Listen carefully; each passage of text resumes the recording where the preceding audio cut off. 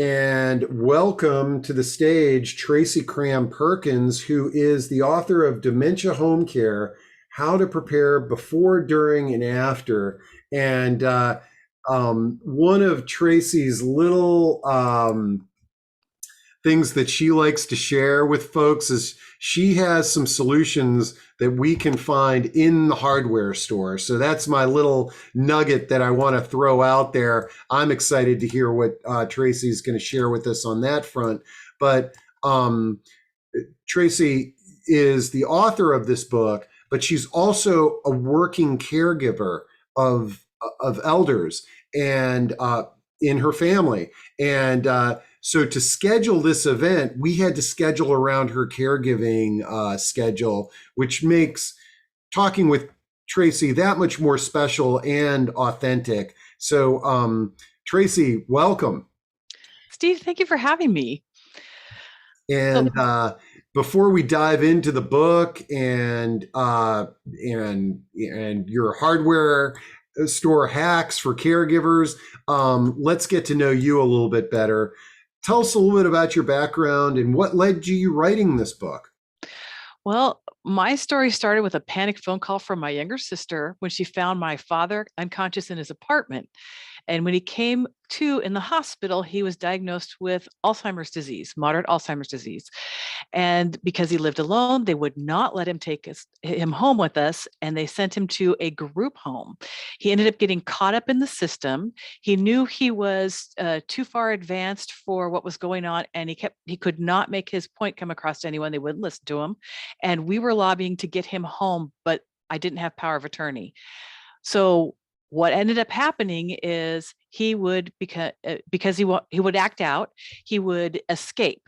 He was very good at escaping, and every facility would then, after about the fifth escape, would send him to the next higher level of security. By the time he got to his fifth home, which was the most high-level secured facility in our area, he actually figured out how to unscrew the plate glass window in his room, pull it out, climb out the window in his pajamas and slippers, put the plate glass window back in, and go for a walk. Because all he wanted to do the whole time was just go for a walk, because he's very active. At that point, they called me 2 days before Christmas and said, you need to find another place for him.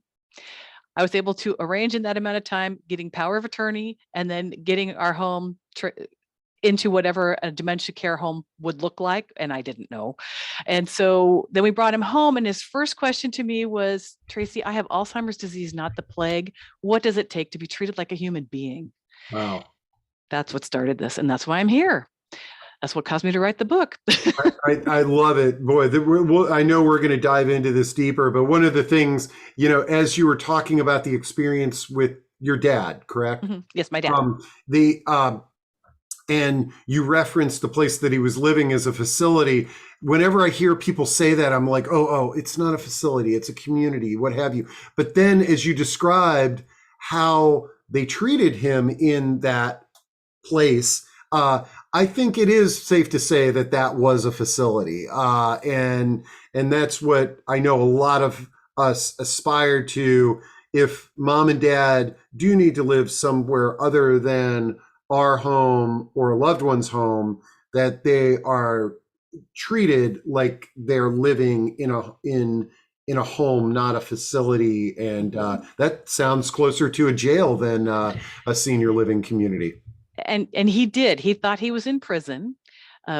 He was over medicated. By the time we got him home, I took his medication list to our local pharmacist, and we were able to take him off of 22 medications that were all having drug interaction effects.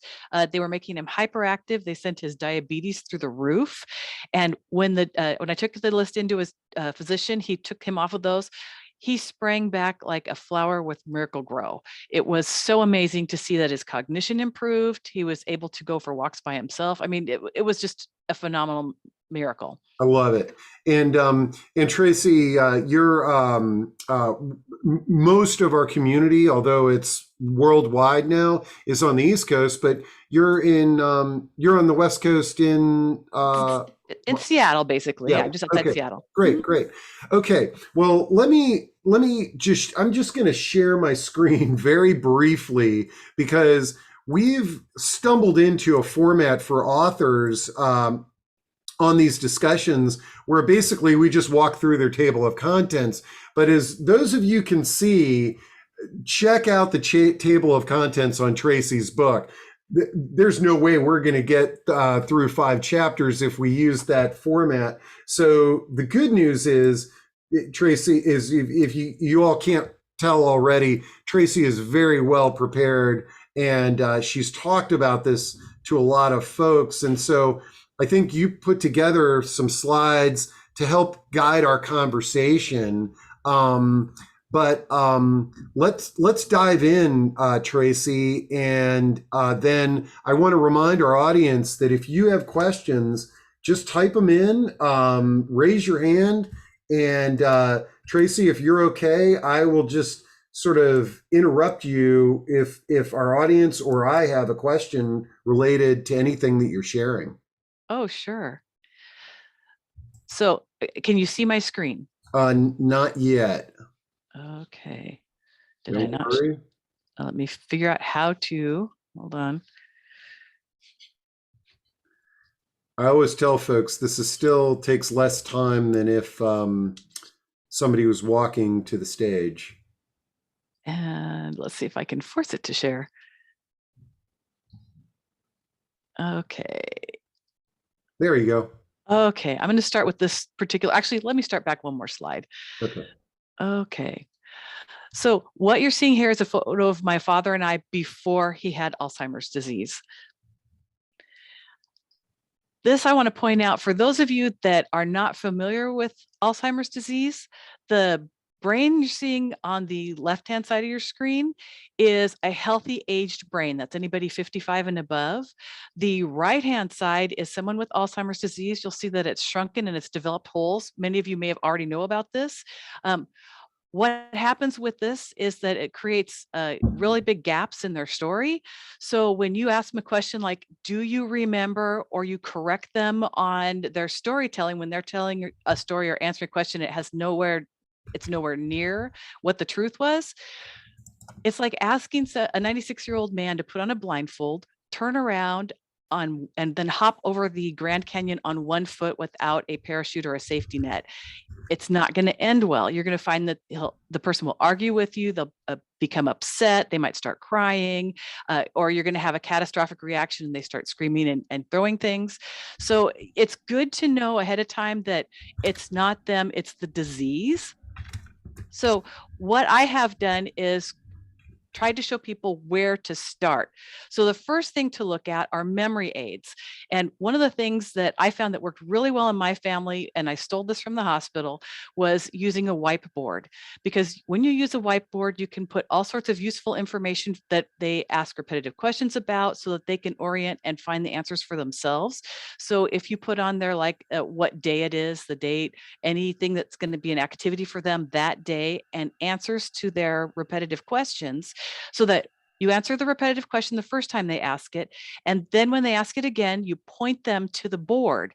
After you've pointed them to the board a couple of times, they'll start realizing that there's the answer there. It empowers them and they can look up their own answer, and it stops the repetitive questions most of the time, not always. Also, if you don't have the space to put the date and the time, or you're interested in it, there are calendar clocks that you can use that will empower them so that they are oriented and know that it's Tuesday and not Saturday, or they'll know what time it is and whether it's morning or afternoon. My aunt, who I'm caring for currently, this is her favorite device because she keeps thinking it's Saturday and she looks at the clock and realizes that today's Thursday. So it's been very helpful for her to orient, know the day and the time and the date. She also knows what year it is, and which is kind of amazing because she's just on the border of moderate Alzheimer's disease. Another thing to think about when somebody gets to a later moderate portion of the disease or into early severe, they lose their nouns first. You'll notice they have trouble speaking. There's gaps in their sentences longer and longer as they search for a word. At some point, they're going to lose all of their nouns, and you're going to get strange questions like, when is the jet landing? Or something like, the dog drank go juice. So if you're sitting there at the table and your mom says to you, the dog drank go juice, what the heck is she trying to say? Because is she trying to tell you she needs more coffee, or does the dog need to take a personal moment? You just don't know. So using cueing cards, you can actually, and it's easy to get good with this after you've practiced a little bit. Ask them a question like, can you describe it, or can you point to it? And then flip through the card deck. On that card deck, it's all pictograms. It's easier for them to pick out a picture than it is to pick out words necessarily. So then you can have them point out what the problem is, and you'll know that maybe it is they need to go to the bathroom, maybe they're hungry, maybe they're in pain. You just so you can get an idea of how it works. Once you get good at it, you show every member of your family, and you show your friends, anybody that does support, and then they can help you with respite because they'll be enabled to get the answers that you need to help that person.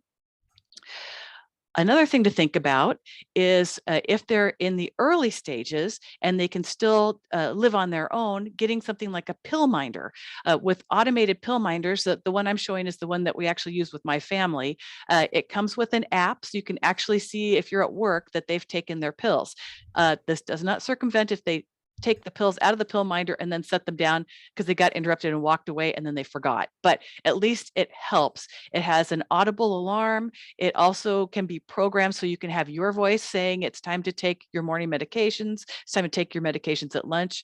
However many times a day they have to take them. It's got a prompt on it. It's also designed so that they cannot open it up because it requires 2 hands to open the lid. And this particular one comes with a lock so that they can't open it if they're like really gifted, like my father, who was good at figuring stuff out. Another thing to think about is using memory books. It tells your loved one's story. This is what I call a 3-fer. When you're using the memory book, you want to put in pictures that don't have any more than 3 people in it. And I'll talk about this in a second, but you want to show pictures from their present, how they look now, back to when they're about 5 years old. And you're going to end up putting sentences underneath that you don't want, as I said, you don't want to show more than 3 pictures or people in the picture. And you also, what you don't want to do is put a sentence longer than 8 to 10 words because they'll get lost by the end of the sentence if it's longer than 8 to 10 words. In that, you want to use, tell their story, put anything meaningful in there, like places they worked, churches they attended, schools they attended, anything in their life that was a highlight. What you're going to use this for also is a distraction technique when they are upset or feeling out of control or just can't handle the noise that's going on around them. You also want to know where they are in their timeline. So if they are asking a question and you don't know exactly where they are, you can show them the book. They can tell you so that they say they need to go home. They need to go home. And they think that they're 18 years old and that their parents are going to be worried about them. By showing them the pictures so they can show you who it is, then you can say, your mom called. She said, it's too dark for you to come home. And so I want you to spend the night and I'll come pick you up in the morning. This gives them a relief. It tells them, okay, their family member knows where they are. They're not going to get into trouble and that they can relax. So it's a great tool. It also, when they get to a point where they have pictures that upset them, you can make sure that this is removable pages because there'll come a point when they see a photo of themselves and that to them is like another person they don't know because they don't recognize themselves. If you take that out, you can put in other pages and then again, they'll enjoy looking through the book. So anytime there's something that gives them an issue, you just take it out and put something else in. The other thing to think about is if English is their second language, have a second book already made in their native tongue. When people with dementia lose their language, it usually happens like in a short space, like after a fall, a broken hip, an illness, and it can take place in 2 to 3 weeks. It's that fast. And then they won't understand what you're saying to them. And you can tell because they'll get upset, they'll get frustrated, or they'll stop looking at you. So if you have something where you can still engage them and they can still read it, you can still connect with them. Man, Tracy, these are some great things. And as promised, yeah, some of those things you could get at an office supply store or a hardware store or what have you. But couple of things that I wanted to kind of comment on there is the book is the book with the photos and the history is amazing, and it's so needed for everybody. You know, that to the ability to sort of reflect back on topics of interest, and especially if there's a paid caregiver that has no knowledge of the history of mom and dad, how important that can be. But I loved your comment about getting to their place, where they're at. We've had multiple folks talk to us about caring for loved ones with dementia and how important that is. But it's also the place where, as family members, we get really frustrated because why is mom not in my place? Okay, well, she can't get there. Let's get in her place. And the other thing that on taking the pills, I wish I could track this guy down, but there was a gentleman who was developed a pill minder that had a video element to it. And the reason it was developed for the Iraqi soldiers because they were either selling their medications or not taking them. And so it had this video element to it, which is, one of the challenges that we all face with anybody that has to take medications. But hearing that your dad had to take 22 different medications, it's crazy. Oh yeah. Well, when I took him out of the nursing home, he was on 38 pills and we took him off 22 of them because Oh, they were wow. all to medicate him, to calm him down, to Mm-hmm. make him compliant, and because they didn't have enough staff. Yeah. And so I apologize for using the word facility, but to him it was a prison. Oh yeah, no, and it sounds like the way that he was being treated there was was more close to a facility than a home, which led you down your journey. Okay, I didn't mean to interrupt you there. Oh no. Keep on going. These are great. Very useful tips. So let's talk about music for just a second. Music is one of the last things to leave a person with dementia. Doesn't matter if they have Alzheimer's disease or FTD or Parkinson's or white matters disease. It does not matter. It's in a part of the brain that is the last to go. Um, Most of us still, when we're driving in our car, still listen to the music we grew up with. So you can either reach your family member by, if they're upset with the noise, moving them to a quieter place, playing their favorite music. Usually it's the music from their teens and 20s, or you can sing songs with them. One of the things I was able to do when we would be in restaurants would be able to sing songs with my dad quietly if it got too noisy, because sound really, really is hard to process for somebody with dementia. And so he would get very, very upset and aggravated. And we would either say nursery rhymes or we would sing his favorite song. One of the things we would do when we were at home is he loved to sing Pop Goes the Weasel.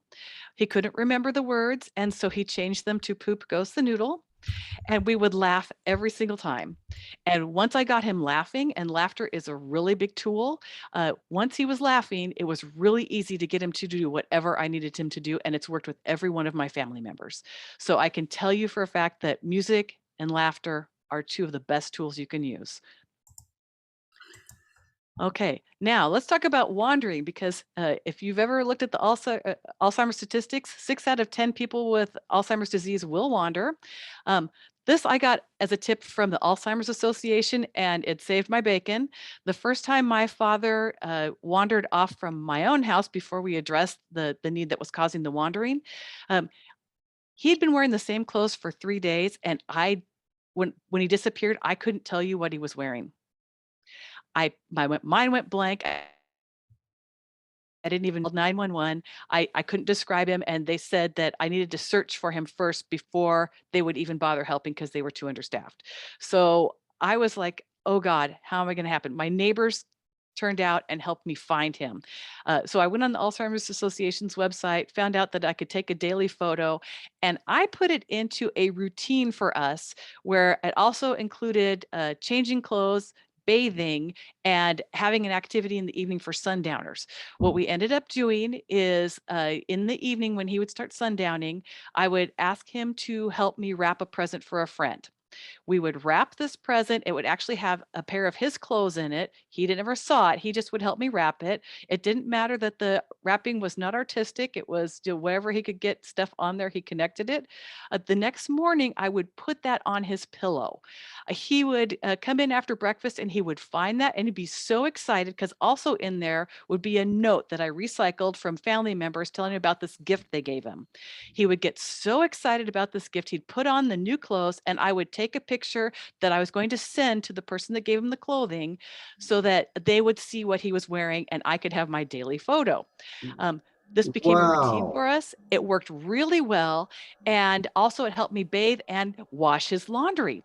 And then I had multiple outfits that were the exact same thing. I would just go on and buy like 5 or 6 tops so that when he lost something and someone came in and stole it, I would be the hero because I could find it. And even though I didn't find it, I got him a new one. So it's one of those things, you work it into their routine. It makes it easier. For you, you don't have a lot of stress. He's or your family member is occupied. So we were able to get the loved one, the loved one's photo in there. And we had fun. We played, he would joke around and pretend he was like some model and do stuff for me. It was a lot of fun. We You made it know, fun. I tell you, Tracy, I hate to interrupt you here, Oh, go ahead. but myself, Carol, Lynn, that is probably one of the best ideas that I've ever heard as a caregiver with cognitive impairment. But like, let's think about that. There's probably a lot of people that are parents and grandparents in the audience. Imagine doing that with your kid. Like, I mean, yeah, I could see a little child also getting excited about, like, let's say you can't get your kid to change clothes. You do this wrapping of it, and oh my, what a great idea. And what a way to make it special. And I love sharing the photos with the network. Everything about that tip is just amazing. Great. Wow. And just a quick blurb on the book. The book is the same way. It's a toolbox. You use the tools when you need them. And that really outrageous table of contents is actually 8 pages long. You can run your finger down it and scan looking for the exact item you want and turn to that page. You do not have to search. So because it's living through that stress and knowing, before I knew how to do any of these things and just going crazy and trying to find something in a book somewhere, remembering I read it, 3 days ago, but I couldn't figure out which book it was. And then I'd find it 2 weeks later. I wanted it all in one spot where people don't have to go through what we went through. So that was part of that. I love it. So now let's talk about disguising exits. This is really key, and you'll see this in a lot of, I don't remember the word that you use, Steve, for Communities. Community. communities. Thank you. Okay, in communities, I know that one of the communities that one of my family members stayed in, they painted a mural of Mount Rainier over the door and the wall and around the corner, and so no one could see the door. So we're going to talk about disguising your doors. So the first thing you want to look at is painting the door the same color. This is very inexpensive and could be done from your hardware store. Painting the door, the jamb, and the walls all the same color. We're going to use the achromatopsia that comes along with Alzheimer's disease. That's where they can't differentiate colors. They go colorblind. They can see, and I'm going to talk about this in a couple more slides, but they're going to use matching colors to disguise stuff, or you're going to use something like black to help people avoid the hole because they'll see a hole. And again, I'll talk about this more in a couple slides. But by painting the door the same color as the wall and the door jamb, it becomes invisible. The next thing you want to think about is you can use a shower curtain. They're very inexpensive. Now, I like this one because it actually has a picture of a door on it. It is too busy for someone with Alzheimer's disease. What you want to do is you want to disguise it so it looks like a window. So if you put a shower curtain over it, they have a lot of them nowadays that you can buy even on Wayfair, where you can find something that's pretty. It looks like a drapery, and you can just hang that over the door, and then it turns them back from exiting because you don't walk out a window. unless it's my father. So another thing to think about is putting window film artwork on sliding glass doors or any of your glass doors. That way it's art, it's not a door or an exit. Another thing to think about, and this is where I'm talking about the black, if you don't want them walking out the door, place a black doormat in front of all the exits, any exit door. They will see a hole, they'll perceive a hole, and you don't have to tell them, they will turn around and walk away from it. I discovered this by accident. I needed I was having too much dirt being tracked in when the guys were out gardening, my husband and my father. And so they would track all this dirt in. So I bought a mat and I threw it in front of the door on both sides so that they could wipe their feet in and out. And I noticed that my dad stopped going in that door. And then I removed the mat and he walked back in the door again. So then I put it back out thinking, oh, that was just a one-off. And nope, he turned around. So it became obvious at that point that it was the black. I started researching it, and that's how I discovered the power of using black as for a hole. Also, putting signs on the door, and all of these things that I'm going to be giving you today, you have to figure out what works best for your loved one. Not all of these will work for everyone. Yeah, But and okay. thanks for saying that, Tracy, because yeah, these are amazing ideas. But for those of you in the audience, this is just a starting point, and modifying it, like you said. I mean, not every person with dementia may react the same way to a black mat, but if you try it out and you're successful, boom, it works. Exactly. So doors with signs on them. Have you ever walked into a store and it says not an exit? You turn around, you have to go out the other door. This works for people who also have dementia. So you can put a sign on the door like stop. You might see that in care communities. Authorized personnel only, keep out, all of these listed. Now, here's a fun one. This doesn't work for everybody, but if you have someone like my father and you put it's the women's room, he did not go in the women's room. Oh wow, God, this is great. So Yeah. it's whatever works for your family member. For some people, you might not want to do that if then it makes them not go to use public restrooms. So you just got to kind of be careful with that. Exactly. Okay. Oh Let yes, go me ahead. before you start this slide. Jose just had a question, and he says, "Tracy, your ideas are good, but I'm more interested in learning about your motivation. What helped you stay the course as a caregiver, and why isn't your motivation more prevalent in today's world?" Great question, Jose, and I'm glad if we can get your feedback on that now, and then we'll get back on track with your tips. Oh, absolutely. Well, before I really lost my father to the fog of dementia, he made me promise him that I would find a way to help other people do what I'm doing. And that's what put me on this track. So it's kind of like because you lose your family member twice, this was like his dying wish before he died, even though he was with me another 3 years before he passed away. And it was a very powerful motivator for me because I do not want to see other people going through what we went through. And on his first night living with us, I didn't understand about hypothermia, and he ended up with hypothermia on our first night because he came from a care facility that was 80 degrees. It was December. Realize this is 2 days after Christmas. So it's December, or actually 3 days, December 28th. We had snow on the ground. It was 34 degrees outside, and my house was 67 degrees. Mm. So he went into hypothermia. I am not a medical practitioner. I didn't know what to do. So I checked his blood sugar. I checked his blood pressure. It didn't occur to me to check his temperature. And I also didn't have cards that he could point to because he kept telling me, I don't know what's wrong. I don't know what's wrong because he couldn't tell me. So then the paramedics showed up. When they showed up, and this is really a motivating factor for me, they discovered that he had hypothermia, which I did. I put the signs of hypothermia in the book so you will recognize them and when to call 911. The last paramedic to leave said to me, he goes, I expect to be back many times. And I'm one of those people that it was not going to happen on my watch. I could tell. As Jose said, boy, if we could if people would take your story, as many people are putting in chat, what an inspiration, what a touching moment, what a wonderful father-daughter relationship. Was your dad sounds like a wonderful person in that he gave you permission to sort of go in this direction, whereas so many of us who've cared for loved ones with dementia, if there's not that communication in advance, it can be a very aggressive and challenging situation. I got very lucky. I was very close to both of my parents, and we had the best communication of all my siblings.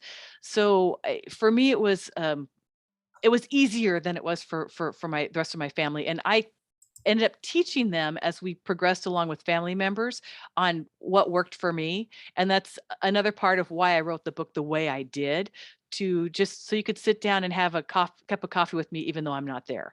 You can pick my brain and we can share that moment and also a laugh. All right, great. Now let's see. I don't want to derail things too much, but Oh, I really like it when we engage with the audience because now we're answering their questions. I've got a couple hands that are raised. Felicia and Amanda. If either of you did not do that by mistake, sometimes folks. Oh, it looks like Amanda did it by mistake. But Felicia, if you had a question that you'd like to ask, you can unmute your mic and ask it. But let's see what happens there. But you can move on to the next slide. oh, okay. So if all the things I just described don't work, we change how the door works.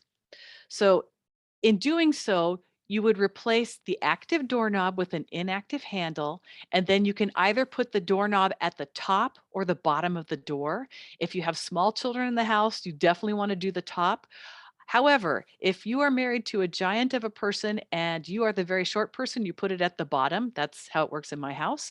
Um, the other thing you want to think about is using something like a bar lock, like they have in the hotels, because it's too complicated for somebody with dementia to figure out.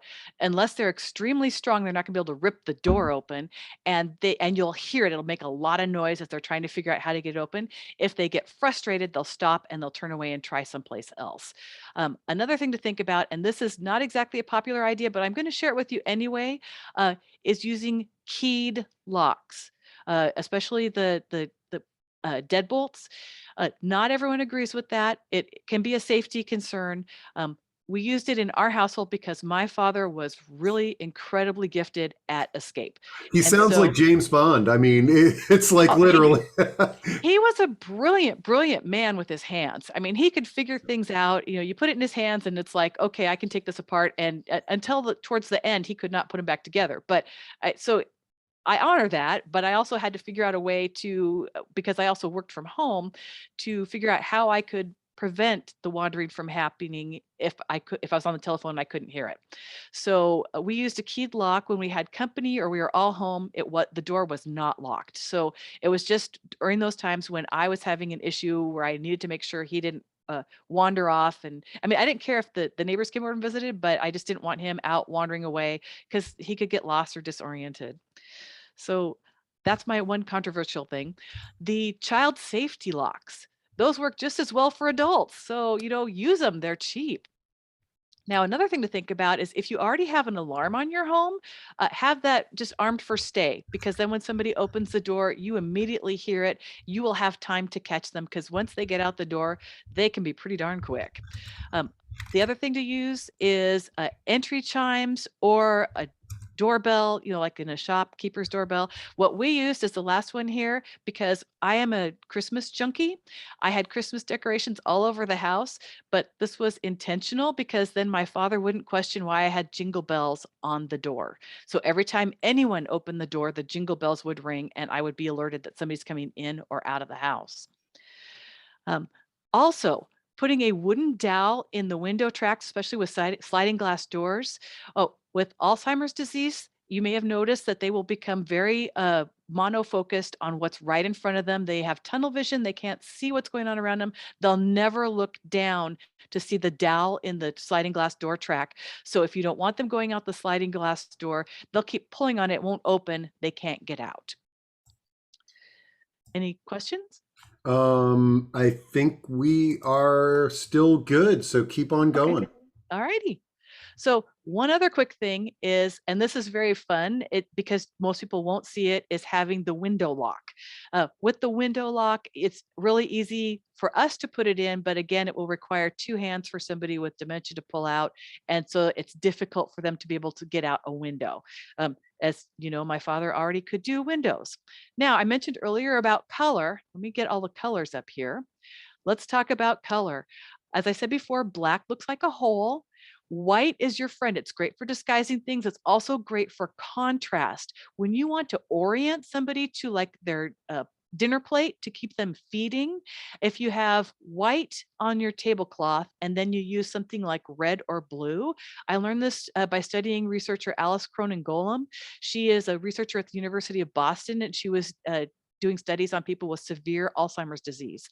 She found that people that had either red or blue plates and cups were with red 78% more likely to self-feed, and it was 45% more likely to drink fluids. Blue was slightly less.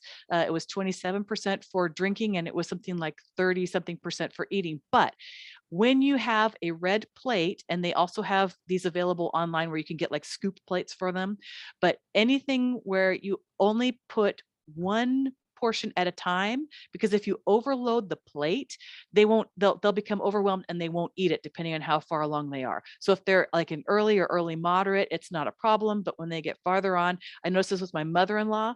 We were feeding her on red plates, and the in-laws would pile their plates high with food. Let's say a Thanksgiving dinner, for example, where you've got gravy, mashed potatoes, turkey, it's all the same color. And all she could see was just some pile. She couldn't identify it as food. And so she wouldn't eat. She would just sit there and stare and cry.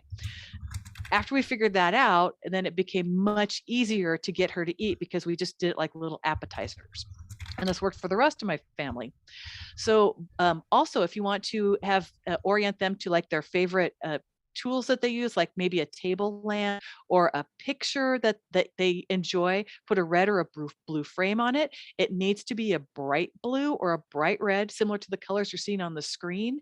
If it's too dark or you use too much color, they won't see it. Also, pastels are great for hiding things in plain sight. Because of the way Alzheimer's disease works, the pastels will make it invisible. They just can't see it. And you'll notice even as people are getting older, you've got the thickening of the lenses and your eyes yellow a little bit. Again, going back to achromatopsia, that's where they can see the black, the white. It's like having, a color blindness, I guess you could say, and then seeing the red and the bright blues, but they have to be bright enough for them to see them. Any questions on that one? No, we are doing great. These are just amazing tips that I'm just blown away. So what we're going to do now is talk about something that is not about me, other recommended reading, because there are so many things out there besides what I wrote. And I want to highlight some of the really impressive works out there. So the first thing is Dr. Dale Bredeson's book. You may or may not have heard of it. It's called The End of Alzheimer's. I've had a few of my readers write to me and tell me that I needed to look at this book. It turns out that some of the things that I did for my dad was in his program, and that's how we got 3 extra years out of his life, where he had his cognition come back. I also want to talk about, everyone knows about the 36-hour day, but not everyone knows about the 36-hour day. It's considered the Bible of dementia care. It's the probably most comprehensive. The most recent edition, which I'm got illustrated here, is a little more difficult to read because it's now written in columns as opposed to going straight across some paragraphs. I've had several of my readers contact me telling me it's too difficult to read. But for those of you that would enjoy reading that, it's there. Also, Gail Wetherell's book, The Caregiver's Guide to Dementia. It's a really quick book. It's very thin. It's got a lot of really interesting tips in it. And she's been doing it for over 40 years. Creating Moments of Joy Along the Alzheimer's Journey was the book that saved my life. It's got really great tips in it. It's little vignettes. It walks you through how to use each little thing, how to encourage someone to bathe, how to get them to I don't know, eat, how to get them to participate in things, how to know what to do with them if you're traveling. I mean, it's just a fabulous book. And then the last one is Share the Care, because dementia care is so isolating. It's really a great idea to be able to create your caregiving community. If you can teach your friends and families, because most of the people are afraid of dementia, if you can ways that they can connect and communicate, not only does it give you respite, but it also builds a community so that after your loved one's gone, you have a tight knit group that you will rely on for the rest of your life. Wow. Okay, I'm just getting the link for the Share the Care book. I got all of the other links in the chat there for folks. And whoops. Okay. Oh, and somebody says, Dixie Bosley says, Teepa Snow, very helpful, her videos. I love Teepa Snow. I feature her a lot in my book. I have links to her website. I also created as my giveaway for my newsletter, the 10 steps to calming aggressive dementia behavior based on the work of Teepa Snow. She's literally the one that taught me how to do that from her videos. Wow. You know, I just love everything about this conversation. You're just, I mean, I just want to give you a hug. I mean, it's like the resources that you share, but I love how you shared with us some of the inspirations and the places where you gathered more information, which I think is so helpful and just amazing, Tracy. Thank you so much. This is, and Jean says the information is very helpful. I never thought of the color, the aspect of the color. Good. Thanks, Dixie. Dixie says, I feel the same way, Steve. Tracy is brilliant. Yeah, I am so glad that our paths have crossed. I've learned so much from you today. Do you have any? I'm scared. I know you've got a lot more to share, but on your slide deck, do you have any more for us? The only thing I have next is my my contact information. Okay, throw that up there because okay. I know everybody's going to want to reach out to you. And folks, before we started talking, I always say with our authors, I was like, okay, we know one of the calls to action for the community is to get your book, but do you do consulting, or is there something else that you want the community to sort of react with? And Tracy reminded me that she is currently a caregiver right now, and she said, you know, when this chapter of her life is done, she will probably be out there, have more time to devote to help others. But you had heard her say you've got your newsletter. How often do you send that out? It's once a month, although Okay. I have a place, an archive for the newsletters for back issues. I'll be honest with you, in this last 2 months, my aunt almost died twice. So I have been a little remiss in getting my newsletter out on time. It will be coming out next week. But so it will be there. Great. So I'll make sure to also share your email contact, your website, the link to where they get. I'll share all this with you, with folks, with the recording. This is going to be recorded, and I have a funny feeling there's going to be a lot of sharing of this recording, Tracy. Steve, thank you. And I do want to point out, I have a resources page that is the update from the back of my book. It lists over 130 resources. There's a menu at the top. So if you go to my resources page, it shows you everything from how to get help with prescriptions to getting distraction techniques like using robotic dogs or cats. It also has things like doing for different communities. So if you're in the Hispanic community, if you're in the Black community, wherever you are, there's different links on there. Also, if you have things, and I'm still working on it. So if you have references or resources that you found work for you, please contact me through my website or email me and let me know what it is so that I can share it with other people so they could benefit from it too. Also, I have under the useful forms, there's a couple different things. The behavior trigger list is a huge one. I wrote it out for my book and then realized that I would just rather give this away to everybody. There's an instruction sheet. That's the first sheet. It helps you figure out what's triggering their crazy behaviors. So if you've got somebody like, let's say your mom is living with you and she starts taking the remote around the house and starts banging it on all the furniture every night when you're trying to cook dinner, she's trying to tell you something. What she is she's lost. She knows she's supposed to be doing something, and you've got to figure out what's creating the behavior. And if you do this for 3 or 4 nights in a row and record what it is, you can pretty much figure out what distraction techniques to use. It gives you a place to record those distraction techniques so you can share it with all of your family members and friends, any caregivers that come in, so that they're prepared and they can deal with it instead of being overwhelmed by the behavior. So that's another tool to think about. Wow. Oh man, this is so great. I am blown away. So and in chat, like we're not getting questions. We're just getting so many kudos for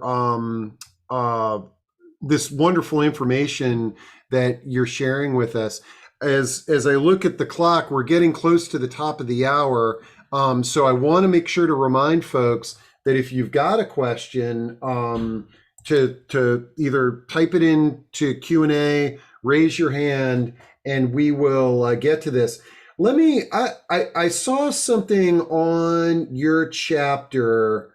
Okay, this is to drive or not to drive. That is the question.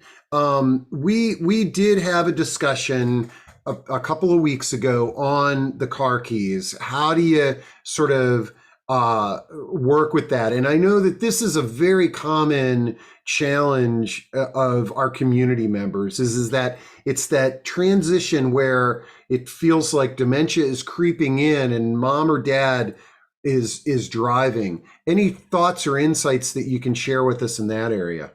Okay, this is where my evil side is going to come out, and I'm going to smile maniacally. Um, there are several distraction techniques you can use, or even tools you can use. If it's a car with a keyed car, so you've got car keys, go to a junkyard, get copies of keys for the same car, and scatter that all around the house. But you hold on to the actual key. They will get lots of exercise going out, trying the car keys that aren't working in the car, and then coming back in and finding the next car key and doing the same thing. So that's one way of handling the key situation. And then they're going to think something's wrong with it. Another thing to do is if the car is older than 2000, take out the fuel pump fuse. It will show that the car is full of gas, but you cannot start the car. The ignition will be disengaged because there's reading no fuel and it doesn't want to damage the engine.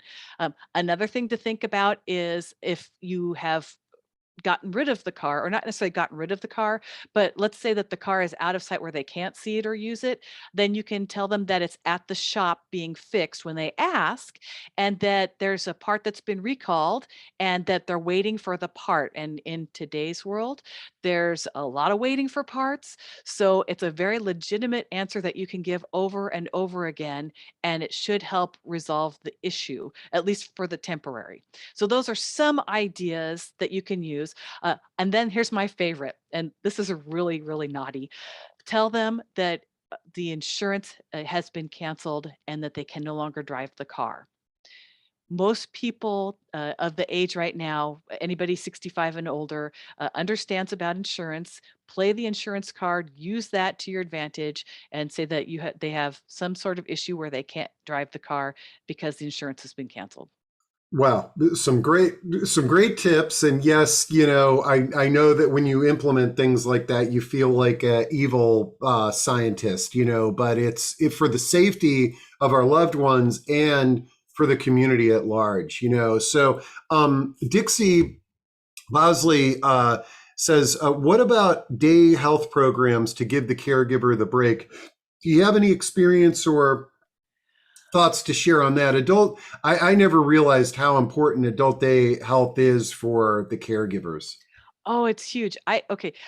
I never had the opportunity to do that because our senior center was closed where I live. So we didn't have day adult programs. But to every one of my friends who have been doing it, they tell me that they when they get their family member back, that they're a little more exhausted, so they're a lot more compliant. They also have had a really good day. And so you get to have that break, and it's just any respite you can get, whether it's an hour, a half an hour going for a walk, just taking some downtime, do it. I can't emphasize that enough. I have an entire chapter just talking about respite care, getting some downtime, but also with having the daycare centers, they are able to your loved one's able to socialize, and that's really huge. The more you can get them to socialize, the longer they'll maintain their cognition. Yep, and it can give a caregiver a break. Yeah, Absolutely. and let's see. Carol says, "I'm comforted that it's okay to fib in order to protect and help your loved one. It seems uncomfortable, but it would be definitely avoid conflict and arguments. And our loved ones are can be master manipulators at making us feel guilty." Mhm. And it's important, especially parents, it's important to remember that. Deborah says it's called compassionate fibbing. And the let's see, Christine says, "Thank you so much for an awesome session. My father lives alone, is in the beginning stages, 3 years in, and I can tell he is beginning to decline these past few months. I will definitely be purchasing your book. Bless you." The And as we kind of wrap things up here, let's in your sequentially in your book, towards the end you sort of move to the signs that death may be approaching, and I'd be curious at some of your thoughts on how to look at that stage, and some of the solutions that you may have presented. Well, when you get to that stage, you have been grieving a long, long time. You're going to feel guilty, and you're going to also feel guilty over feeling relieved that it's happening because your loved one's being released from a really awful disease. And I just want to let you know it's okay to feel that you're relieved. It really is okay. That's not a bad thing because of all the things that you've been going through. But um, when you're getting to that end stage in the last 6 months of life, you're gonna have lots of trips to the hospital. There's gonna be lots of trips to rehab. There's going to be, moments of just absolute gut wrenching. You're not getting sleep. You're just gonna be weeping and crying, or depressed, or a lot of things are gonna happen during that time. That's the time to get palliative care or hospice in because you really need that extra support. Medicare pays for it. Also, if you have supplemental insurance, they'll also help cover part of the cost. You don't have to pay for that because Medicare does, so it takes the burden off of you. What that does is it gives you support emotionally. It gives you support for your family member because then they have somebody that they can talk to if they're still communicating. It gives you a nursing staff. It's really a broad base of support. Think of palliative care as like compassionate dying, and then hospice is where you get the extra support with Medicaid. Well, they give medication both in palliative care and hospice, but there's definitely different degrees. Also, when the hospice care ends, you still have access to that for the rest of your life to be able to call and talk to people. So, and no one that is a caregiver, we've all earned our stripes. It doesn't go away. And the more support you get, the better off you are. And it's really hard around holidays. It's really hard around birthdays, when you are, or anniversaries for that matter, if you're caring for a spouse, to be reminded of something and it could trigger an emotional meltdown you weren't expecting. So, uh, getting as much help and support as you can, I encourage that strongly because you will need it. Great words of wisdom, and also learning about, as Dixie says, learning about the hospice eligibility before you need it. Okay, Kim Karlichek, I'll never pronounce her name. Any hints for toileting when somebody fights the bathroom, pulling pants down to use the toilet? Any words of wisdom there? Okay, this is where you need to make it a treat. Instead of forcing them, it's inviting them into the bathroom. You have to kind of figure out why they're fighting you. So it depends on your loved one. If it's something where they don't understand or there's some fear, that's where the meltdown trigger list is going to come in handy. And you can see if it's your behavior that's causing them to melt down to get them into the toileting, because a lot of times we don't realize it, but it's something that we're doing that actually triggers them to fight you. If you ask them to come in and help you do something and, oh, look, let's use the toilet. And just in case, it's just like, it's conveniently there. What a surprise, because I'm putting towels away or I'm doing this, and just invite them to help you. My father shadowed me everywhere I went because he wasn't sure what he was supposed to be doing. So for me, it was easier to get him to do things because I would be doing it around the house and go, oh, by the way, since we're here, do you want to take a time out? And oh, sure. So just invite. And it's a really hard thing to make that transition because you're exhausted. And when you're exhausted, you kind of get a short temper and it's hard to think beyond that. And all you're wanting to do is just go someplace else and scream or cry. And so having just little tools in place that you can use to just invite them in and come and do whatever it is, because don't you like to be invited for things too? I mean, it's just inviting them into that scenario so they won't fight you. Also make sure that the bathroom looks like a bathroom and doesn't have anything that reminds them of being a medical facility. So if you've got like walking belts or things like that, where you're helping them walk, or depends sitting out, they may freak out. So just kind of watch their body language.